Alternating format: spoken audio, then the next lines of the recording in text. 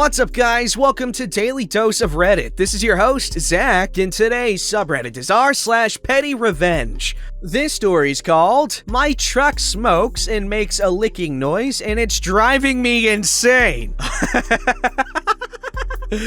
Oh my god. So, your truck's like a perverted old man in like an 80s or 90s movie or something.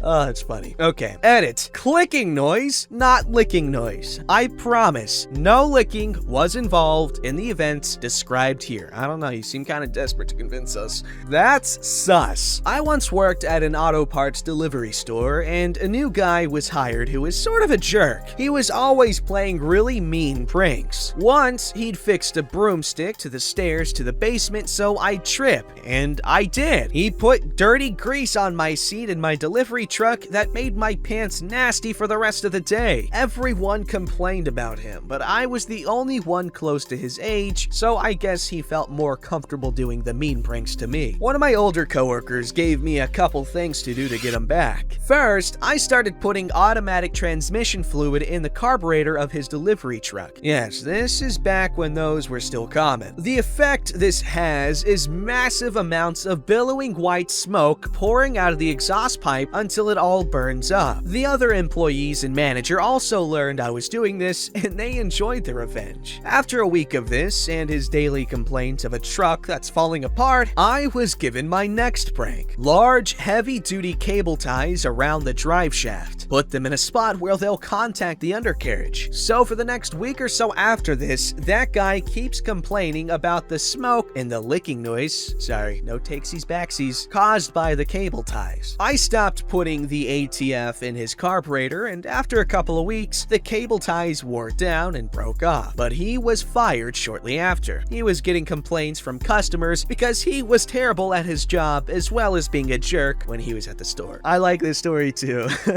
Seems like a jerk. Pranks are great, I love pranks, but not when you're being a jerk. Alright, this story's called, "Touch My Station? I'll make sure you never get caffeine again." Hello, Reddit. First time poster to this sub, long time lurker. I'm on mobile typing this, and I've had a few beers, so feel free to roast me in the comments for grammar and such. So I work at a coffee shop 6 mornings a week. My shop is open 7 a.m. to 12:30 p.m., and I leave by 1 p.m. Its location is within another business, and it only takes one person to run it, so that's usually me until I want a day off, then the parent shop will let someone work for me. Anyways, characters. Me is yours truly. Nice employee is nice employee. Arrogant employee is arrogant employee. On to the story. So I have a few regulars who are employees from the business that surrounds me. One morning, nice employee from surrounding business is getting his usual drink and chatting with me as I make it. As we chat, arrogance employee comes up to the counter. Arrogance employee and nice employee start talking when, as a joke, arrogant employee picks up some jars from my tea display as well as the scoops and pretends he's going to throw the tea at nice employee. I look over and tell arrogant employee to put it down and chastise him, saying that now I have to toss the tea and re-sanitize the entire station. He throws back the BS argument that he's had 2 Brovid tests and I haven't, so he's good and how does he know I'm not? I tell him that's not the point, but he dismissed me and walked away. Nice employee gets his drink, apologizes for arrogant employee, and goes back to work. After speaking with my manager, I have the power to ban arrogant employee from the shop if I please, but I decided to take a different route. Now, usually arrogant employee will come to my counter and get a large black strong coffee. After the tea incident, every time he comes for coffee, when I feel he's the most tired, I'll give him decaf instead. This is my own secret petty revenge. No caffeine for you. Don't piss off the one who pours your coffee. Okay, this one I don't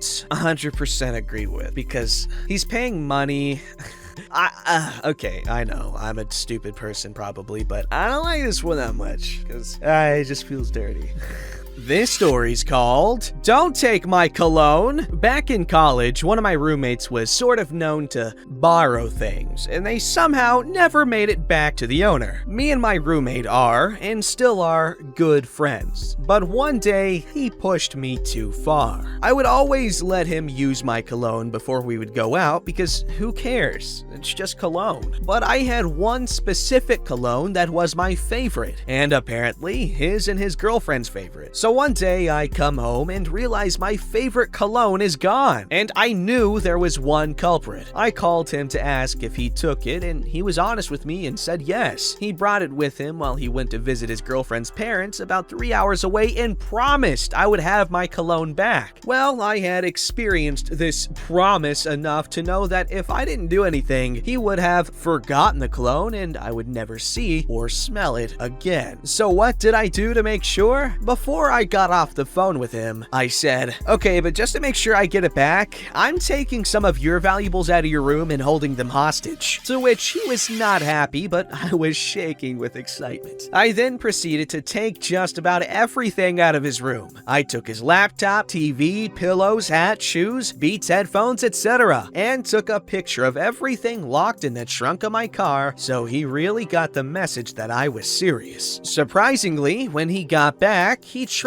to play the "dude, I forgot it, but I promise I'll give it back" routine. Not a chance, buddy. That stuff is staying locked in my car until that cologne is back on my shelf. He claimed he left it at the parents' house 3 hours away, but somehow within 15 minutes, I had my cologne back. I knew that would be his trick, but you can't fool me that easily. And even if it was there, well, I guess he has to hop in the car for 6 hours unless he wants to sleep without pillows, or can't do any homework since I had his laptop. Not my problem. And just to be even more petty, all I did was unlock my car and he had to put all his stuff back, just so I know he got the message loud and clear. Okay, this is probably my favorite petty revenge story of all time. Hands down. Okay, not hands down, but like, it's definitely up there. Probably. I mean, definitely. Probably my favorite. Definitely up there. I like it. This story's called Have the Students Build It. I am a technology education teacher who always went above and beyond for my school, students, and administrators. I spent countless hours designing and building things for the school, i.e. signs, murals, wall art, games, etc. I really didn't mind because I enjoy the design challenges that go along with these builds. That was until I received a pink slip. For those of you who are not aware, a pink slip basically means that I may be losing my job the following school year. This really pissed me off because I received great observations, became a role model for my students, and put in dozens of unpaid hours to create these side projects for the school. I had a meeting with my assistant superintendent who basically told me that she appreciated all of my hard work, but didn't see much value in my program. And with budget cuts coming down the pike, I would most likely be losing my job. Now, it needs to be mentioned that tech ed is not like the traditional shop classes of the 70s, where students would build birdhouses and ashtrays. My curriculum focused primarily on STEM, which is science, technology, engineering, and math, with heavily involved hands-on applications. I related otherwise dry material to awesome projects that all the students enjoyed. Kids actually liked their schoolwork, and she knew it. It's also worth noting that both the valedictorian and salutatorian were going to Ivy League colleges to pursue STEM degrees. Needless to say, I was beyond livid. The week following the meeting, my principal asked me if I was interested in building some new games for the cafeteria that students could play when they finished eating. Easy table games like mini knock hockey, checkerboards, etc., to alleviate students from getting out of control. I explained that I could not complete the project, and that was that. Until the assistant superintendent caught me in the hallway and told me, "Just have the students build it." So that is exactly what I did. I tasked my laziest and most unqualified students for a special project, the result of which was glorious. Checkerboards that didn't have squares, knock hockey goals with splinters and uneven goals, laser engraved puzzles that did not fit together. I thanked the students and asked the assistant superintendent to come on down to my lab because the student projects were done and they were excited to show them off. In she walks, and upon seeing the projects, looks me dead in the eye. She now has a decision to make. 1. Ask me what the hell happened, or 2. Tell the students to their face what a great job they did. She opted for choice 2, going on and on about how great everything looks and how proud she was of the students, while I had the biggest smile on my face, knowing how crappy they turned out. I thanked her for suggesting to have the students build it, as she left with essentially a pile of scrap wood. The projects never made it to the cafeteria. I resigned from that school and took a job that paid $12,000 more at a place where I was valued. They end up keeping the position and begged me to stay on board. I realized resigning was my best option because I could get an early jump on all of the new openings as opposed to being let go at the end of summer, which would leave me with the worst schools that could not find a teacher. First of all, thank you for your contributions to your school. That's a lot of stuff.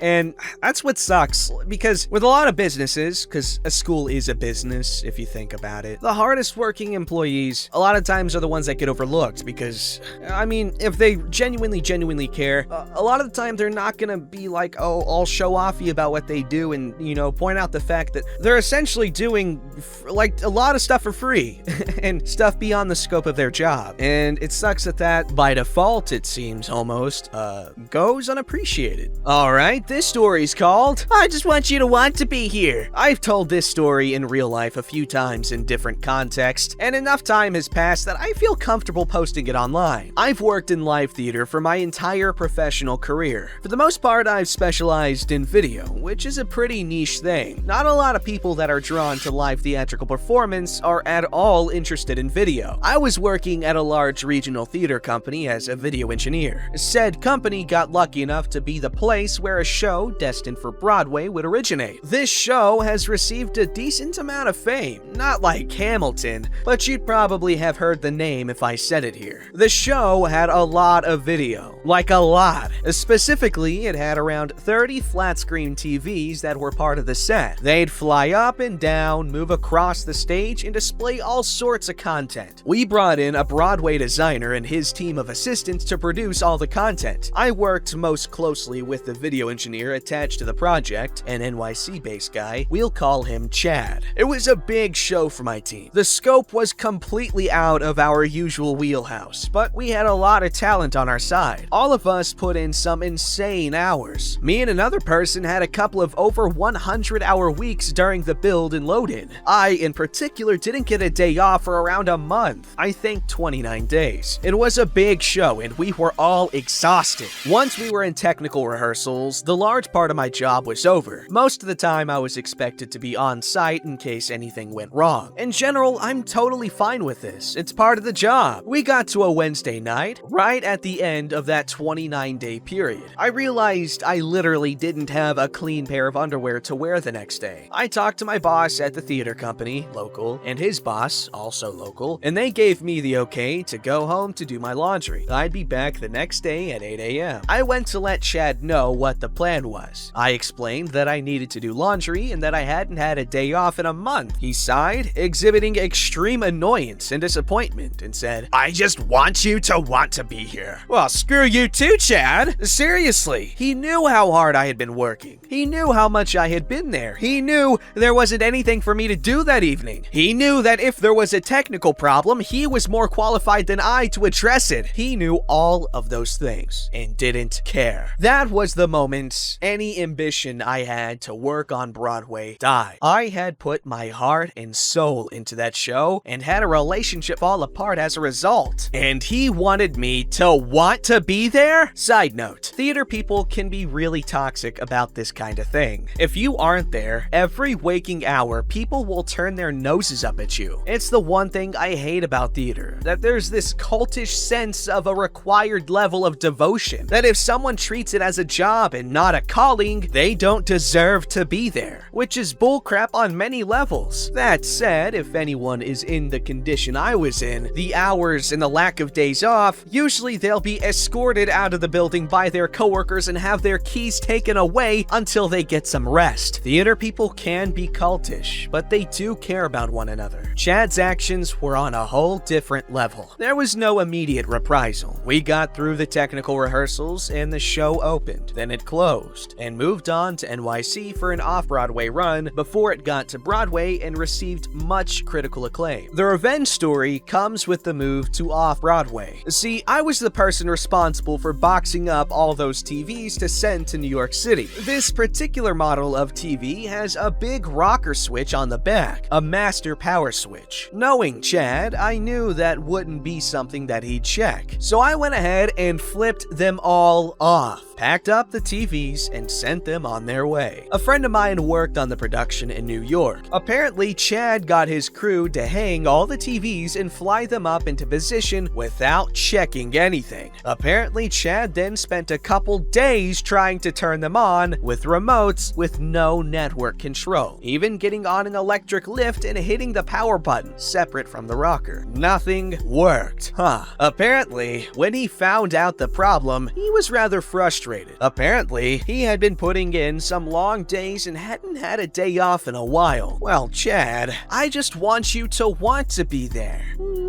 I really like that. Okay, that's some good petty revenge. The definition of it, if I dare say, or I guess like just a freaking dictionary example in a dictionary that has examples, such as the Children's Dictionary by Scholastic, which I'm a fan of. I actually sought that thing out when I was a kid because like I love the pictures. Oh my god, it's so cool. Plus like all the colors and just, it's such a pretty book. Very pleasing to look at. Don't forget to like, subscribe, and hit that bell to never miss an episode.